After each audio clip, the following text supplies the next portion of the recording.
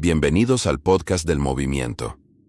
Hoy vamos a hablar de un tema que mezcla política, negocios y diplomacia, y que involucra a una figura muy conocida de la política española, José Bono.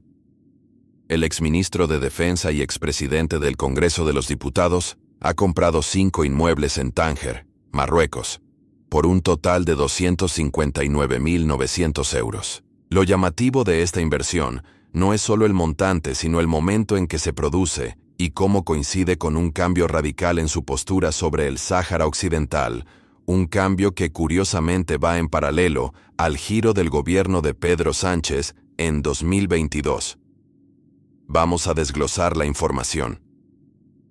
Según la memoria anual de una de sus sociedades, Joasa 2012, de la que es administrador único, las compras se realizaron entre noviembre de 2023 y noviembre de 2024. Todas las propiedades están en la zona de Ben Charki, una área urbana costera de Tánger.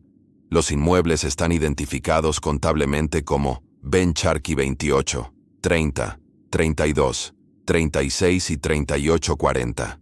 Las direcciones son correlativas o muy próximas, lo que sugiere que podrían ser parte de un mismo complejo residencial. Aunque los documentos no especifican si se trata de una sola casa grande o de varias unidades, expertos del sector inmobiliario marroquí explican que es común estructurar una gran vivienda o un complejo en varias fincas registrales diferentes.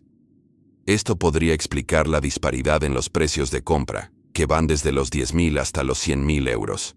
Esta horquilla de precios podría indicar que se trata de diferentes tipos de propiedades dentro del mismo entorno. Quizás una vivienda principal, algunos anexos o unidades complementarias. Ya en 2024 se supo que Bono había comprado una vivienda en Marruecos. En ese momento, la noticia pasó bastante desapercibida. Sin embargo, ahora, con la nueva documentación mercantil, vemos que no se trata de una simple compra, sino de una inversión mucho más compleja, sostenida en el tiempo y realizada a través de una sociedad. Esta empresa, Joasa 2012, fue creada poco después de que el exministro abandonara sus responsabilidades en el gobierno. Pero lo que realmente hace que esta historia sea tan interesante es el contexto político. Durante la mayor parte de su carrera, especialmente como presidente de Castilla-La Mancha y como ministro de Defensa, José Bono mantuvo una postura muy crítica con Rabat. Su posición estaba alineada con el enfoque tradicional del PSOE respecto al Sáhara Occidental, que defendía el cumplimiento de las resoluciones de Naciones Unidas y el derecho a la autodeterminación del pueblo saharaui. Esta era la postura compartida por la diplomacia española durante décadas. Sin embargo, todo cambió. El punto de inflexión llegó en 2022. Justo en ese momento, el gobierno de Pedro Sánchez dio un giro histórico y pasó a respaldar el plan de autonomía marroquí para el Sáhara como la base más seria, realista y creíble para una solución política. Esto rompía con la histórica neutralidad de España y con el apoyo a un referéndum de autodeterminación. Desde ese preciso momento, la postura pública de José Bono también cambió drásticamente, alineándose por completo con las tesis de Rabat. De repente, el exdirigente socialista empezó a defender en medios de comunicación y foros internacionales que Marruecos es un socio estratégico irrenunciable para España. Subrayaba la importancia de esta relación para el control migratorio, la lucha antiterrorista y la estabilidad regional. En este nuevo discurso, Bono calificó el plan de autonomía marroquí como la solución más eficaz al conflicto del Sáhara. Insistió en la necesidad de mantener una relación muy buena con Marruecos, llegando a definirlo como un buen vecino y un buen amigo.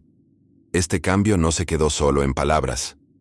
En noviembre de 2022, Bono hizo algo que muy pocos exaltos cargos españoles han hecho.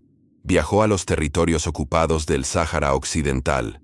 Participó en actos en El Aaiún, donde elogió públicamente el desarrollo urbano impulsado por las autoridades marroquíes. Este gesto, como era de esperar, fue ampliamente difundido por los medios oficiales del Reino Alauí. Desde entonces, su participación en conferencias y encuentros vinculados a esta nueva visión pro-marroquí ha sido constante. Por ejemplo, en la tercera Conferencia Internacional para el Diálogo y la Paz en el Sáhara Occidental, defendió la autonomía saharaui bajo soberanía marroquí y llegó a cuestionar la utilidad de las resoluciones internacionales que no tienen una aplicación práctica.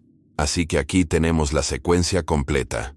Un cambio de postura radical del gobierno español, seguido por un cambio idéntico en la postura de un exministro influyente, y culminado con una serie de inversiones inmobiliarias significativas en Marruecos, a través de una de sus empresas.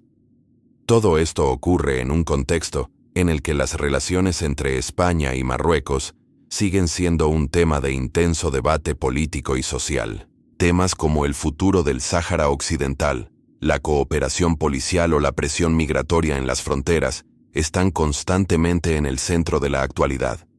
Por eso, cuando vemos que antiguos altos cargos españoles establecen vínculos patrimoniales con Marruecos, y que esto coincide con un cambio tan claro en sus posicionamientos públicos a favor de Rabat, es inevitable que surjan preguntas. No estamos hablando de una simple casa de vacaciones. Hablamos de una inversión estructurada y sostenida en el tiempo, realizada a través de una sociedad mercantil, que coincide milimétricamente con un giro político personal y gubernamental de 180 grados. Es una simple coincidencia que el exministro que antes criticaba a Marruecos ahora invierta allí y defienda sus tesis justo después de que el gobierno al que perteneció cambiara su política exterior.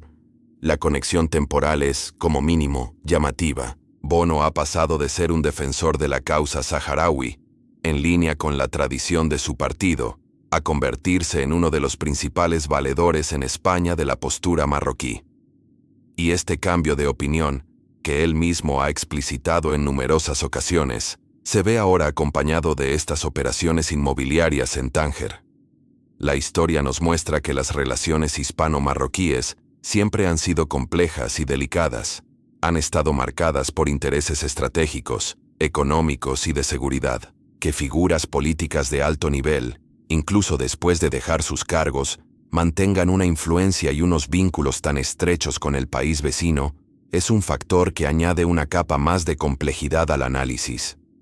No se trata de cuestionar el derecho de nadie a invertir donde considere oportuno, sino de señalar la confluencia de factores, el cambio político, el momento de la inversión y la figura de quien la realiza. Es esta combinación la que convierte una noticia de la sección de Economía en un asunto de profundo interés político y social.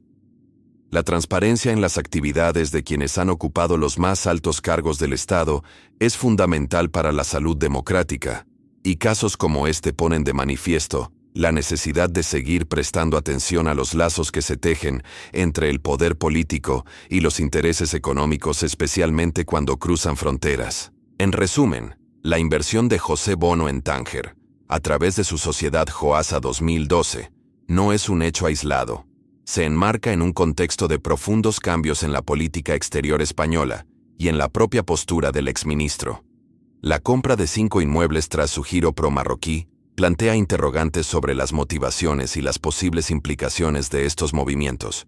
Seguiremos atentos a cómo evoluciona esta historia y a las posibles reacciones que pueda generar en el panorama político español. Te agradezco la atención y espero que apoyes el canal.